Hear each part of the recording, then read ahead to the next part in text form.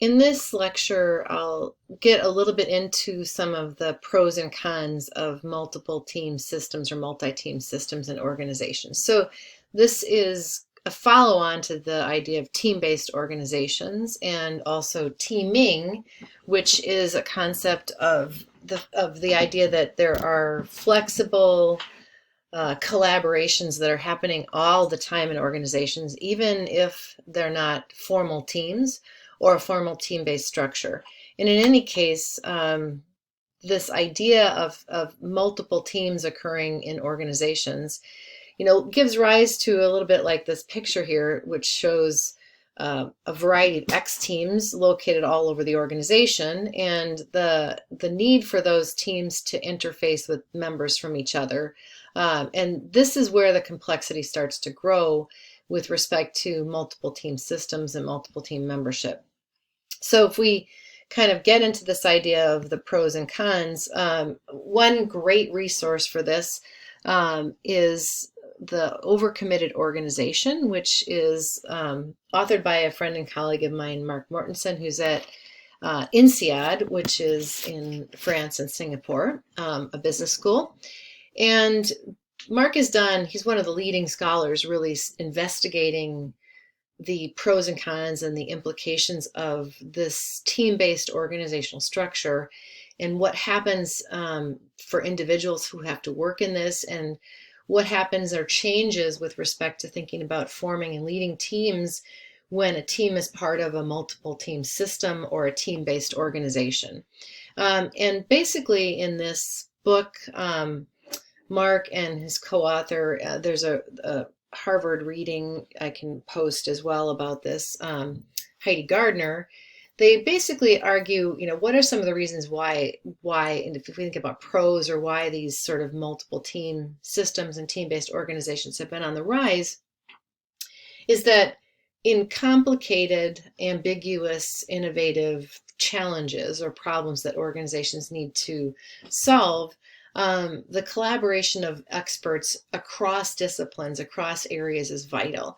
And I can say this is also true. I think I've shared before with you that I do research and training in team science to try to help teams of scientists move bench research into translation into clinical research as quickly as possible. So these kinds of things are going on right now at an extreme level with the coronavirus crisis, where we hear over and over and over again about teams trying to get new testing kits on the market, teams trying to understand antibody tests, teams trying to understand how different medications might work in either preventing the spread or reducing the symptoms of COVID-19.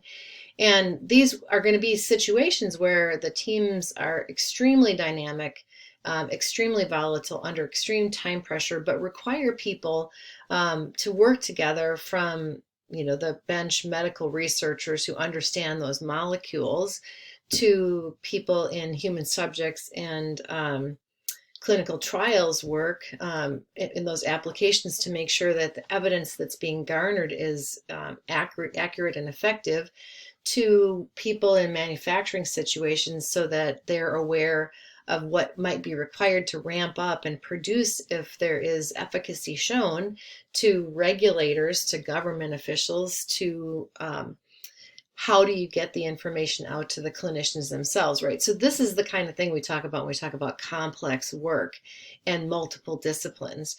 And inside of an organization, and again, previewing a little bit with Disney, there's the artists and the animators, but then there's these kind of real techie engineer systems people who have to somehow collaborate and connect with each other. And no one single group or project knows the answers to everything. And this is what we talk about with complex problem solving. It's also true that when we have classical structures that are rigid, we might have times of underutilization, right? Where people don't have something they need to be working on. And without knowing how to deploy them across the organization, we might actually just have slack that's not benefiting the organization to being productive or being innovative. And so most organizations are trying to enhance this, elevate productivity and utilization, but also leverage dispersed knowledge and information, benefit from knowledge created in one part of the organization to transfer to another part. And this is how those complex teaming and team-based organizations are hopefully going to enhance outcomes for organizations. But in this research that Mark and Heidi have published, what ends up happening on a con side is this idea of the overcommitted organization. People end up on so many different teams and so many different projects, pulled in so many different directions, that there are these negative outcomes unless this kind of teaming and multi-team system is managed well. So one of the most significant consequences of teaming and team-based organization that I've already alluded to a few times is this idea of multiple team membership. And interestingly enough, I think even though probably many of us have lived this for years, it's a relatively new concept in the research literature on teams. Again, just like I've talked about the idea that there's so much research focusing on teams as a single insulated entity, and we need to open up the boundaries to understand external activities. There's been most of the research on teams has looked at single teams under the assumption that members are permanently assigned to those teams. But in reality, most people work on more than one team or work in their functional area and are assigned out to teams in the matrix. And so they have competing demands. So a multiple team membership is simply the situation where members, people, employees, are sitting at the same time simultaneously on multiple teams or multiple projects. And Mark's research estimates that somewhere between 80 and 95% of all managers have multiple team membership. It's very common, and when asked to talk about this, people have varying mind share across those teams. So managers tend to report that maybe for one team, they tend to devote a majority of their time, 40 to 50%, to one team. And then there's sort of secondary membership on other teams where there might be 20 or 25% of their time devoted to those other teams. Most have a core team, a prime team that they believe their responsibility is most associated with. And then these secondary teams. And again, I think you can make a connection here with the X teams models, that your core team, as long as you understand what your core team is, you recognize that you're going to give more energy and more effort to that team. And then you may be a part of the expandable tier of some other teams, offering maybe very pointed, specialized knowledge to a couple other teams when they need that. So we have to recognize that it isn't equal membership across all teams.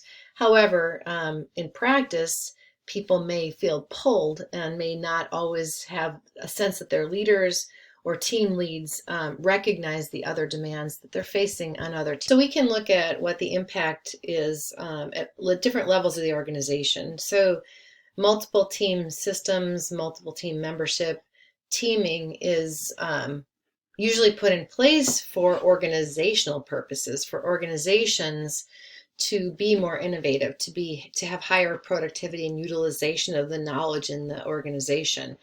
But in practice, it's the individuals who are facing the challenges of these kinds of multiple team systems. And what we know is on the plus side, knowledge and learning can happen. So if you're seated on more than one team, you're exposed to different problems. You're exposed to different leaders in the organization. You learn from different people. And so you can have more of that interpersonal learning that is a part of team effectiveness in terms of people actually enhancing their own knowledge, capabilities, and career potential. It also supports the idea that you can learn from others. And if you think about it, it can enhance your own social capital. So we know that your social relationships help you become more influential. They help you recognize how to place your efforts in the organization to enhance your own career. This can also help with motivation and empowerment. We've already said that a couple of times, but part of it's, that if you, particularly if you have some choice in which projects you join and how much effort you're putting on those projects, that elevates the sense of autonomy that people have. And the projects might be more meaningful to you if you have some ability to decide if you're joining or not, which it's again going to be a part of how this is implemented, whether it actually gets the benefits of empowerment and motivation. At the same time, there are serious demands that are placed on individuals when they have these different obligations across teams. There's a lot of negotiation that has to be done. You might have to negotiate with leaders of those teams who are pressuring you to deliver, and you have 2 or 3 of those. This is a classic problem in matrix organizations where you have the 2 boss problem. Here you may have the multiple boss problem. So the project leads on those different teams may be not recognizing the other demands on your time of the other obligations and other teams. There's also tremendous switching costs. The transitions to move your mind from one part of a project or one group to another, and the greater variety or difference across those groups, the greater the challenge and transition costs for employees in multiple team systems with multiple team membership.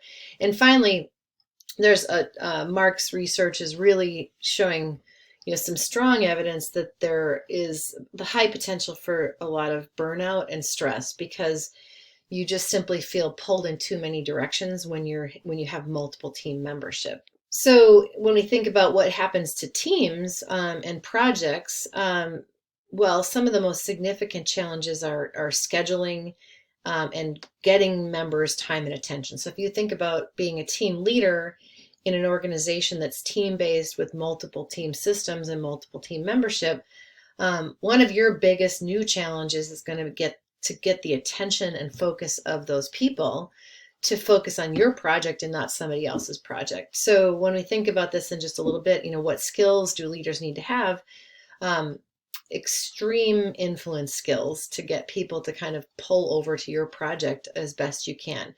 You're going to have to engage in a lot more conflict resolution, but intergroup, not intra-group. So between groups, trying to resolve and negotiate conflicts. The scale and scope of projects, right, is going to vary, and getting the human resources onto your project may be challenging when they're staffed in multiple other places. You have the potential for learning from those other groups because you have members who are seated across those organizational boundaries, but only to the extent that you can get their attention. And there are added coordination costs. Some of those coordination or collaboration barriers are going to be strong. To some degree, not invented here, to some degree, hoarding, again, depending upon how rewards and compensation are allocated across projects. People may hoard human resources, they may hoard knowledge because they want their project to excel, and the other projects they don't want to give anything to because it might diminish their own outcomes. And this idea of reduced cohesion can happen when people are seated on multiple teams. They may not feel as committed or part of any particular team. And so we may have reduced psychological qualities that support effective teamwork happening in multiple team systems. If these are done well, we can have added efficiency because we can more quickly move slack resources to projects where they need to be deployed.